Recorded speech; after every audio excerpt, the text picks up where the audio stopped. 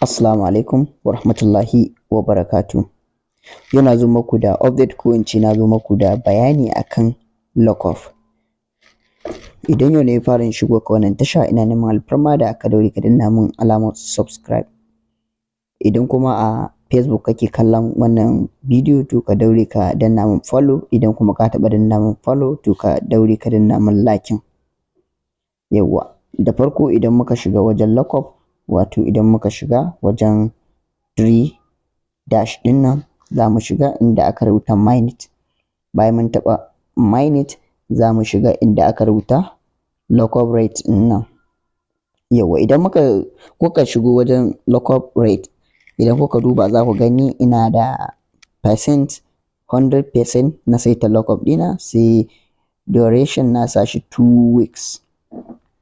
To za ku ga mutane da dama, wasu sun yi lockup ba ma su san sun yi ba, wasu kuma sun ga sanin su suka yi lockup shekara 2, shekara 1, shekara 3 da suka wuce. Wannan kenan. To akwai mutane da suke tambaya ta yaya za su rage lockup. To gaskiya shi lockup in dai ka riga ka yi shi ba zai ragu ba, sai dai idan sun tura ma wanda kai lockup din shi suka yi ma paste migrating a cikin wallet naka, to za ka iya zuwa ka rage lockup saboda next migrating ya kasance ba a lockup ba. Amma tsarin Finetop dole a lockup zai zo, kamar yadda kuke gani 2 weeks. Za ku gani lockup ɗina 2 weeks saboda yana ɗaya daga cikin checklist, mining checklist, wanda wannan level din nan, yanda za ka yi downloading file browser, create file browser, confirm file browser, kun gane? To yana ɗaya daga cikin waɗannan abubuwan kamar yadda kuke gani. Akwai mutanen da suke tunanin idan suka yi lockup din file din su gaba ɗaya zai zo a lockup ne, to ba haka abin yake ba. Idan kai lockup na duka dai file ɗinka zai kasance a 200% ne. In guda 100 gare ka, to gaba ɗaya 100 nan 200% ne. Idan 50 gare ka, gaba ɗaya 50 ɗin nan 200% ne. To ta yaya za ka yi wannan ka tantance cewa guda nawa za su tura ma, wanne za su kulle ma, wanne ne za su buɗe ma? To idan kuka zo nan gurin za ku ga cewa na saita shi 100%. To a 100% ɗin kamar yadda kuke gani, za ku ga na sa shi 2 weeks. To abinda ake magana na, idan sun tashi tura min, misali ni yanzu ina da guda 16 kamar yadda kuke gani. To a cikin guda 16 nan, tunda a 200% ne, za su raba shi biyu. Misali za su raba ƙwaya 16 nan gida biyu, za su tura min 100%, tunda 200% ne, za su raba shi biyu su samu 100% a cikin wallet ita. Misali za su samu duka shidan, za su samu wanda yake verify. Misali idan kuka zo nan gurin, bara in nuna muku. Idan kuka zo nan gurin za ku ga cewa a transferable ina da guda 16 misali nan gurin. To a guda 16 shine suka yi verify na shi, already sun yi verify na shi, ba za a lissafa da unverify ba tunda shi ba su riga sun yi verify na shi ba. To amma in dai wanda yake a verify shine kawai za su iya tura min. Idan sun tashi za su tura min shi duka ne, duka za su tura min.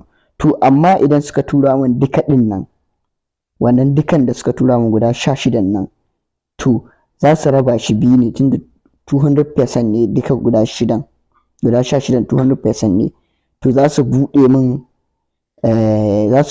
min kamar 100%, rabi kenan, rabi kuma za su kulle shi, saboda rabi na kulle ba duka na kulle ba. In duka na kulle zan jawo shi nan gurin, gani not available ma, zan jawo shi nan gurin in kulle.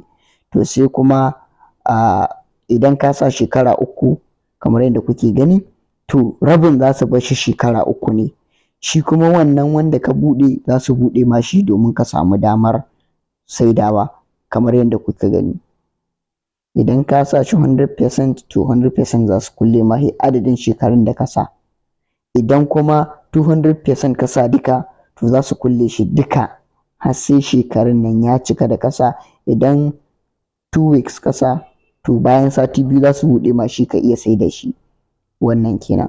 Idan kuma baka san yadda za ka saita shi ba, ka zo nan gurin, to ka dawo. In dai baka taɓa sa ba, to ko kuma amma next za a yi ma next migrating amma first migrating to zaka iya zuwa ka je ka rage lockup ɗinka zuwa 25% nan kuma 2 weeks kamar yadda kuke gani. To haka ma ya fi wannan kenan. Sannan ga mai tambaya zai iya zuwa Facebook ɗina yi searching ɗin sunana Aminu Technology kamar yadda kuke gani haka, T ƙarshe ba Y bace I ce, I za ku sa ƙarshe ba Y bace ba I ce, haka za ku rubuta. Zan ma ajiye muku link na Facebook ɗina a description na wannan bidiyo. Ga mai buƙatar tambaya akan bidiyon da nake ɗorawa zai iya zuwa ya je ya yi searching ɗina ko kuma ya taɓa link ɗin zai kai shi direct Facebook sai ya yi joining domin samun amsar tambayar shi. Wannan kenan. Na gode, mu haɗu a bidiyo na gaba.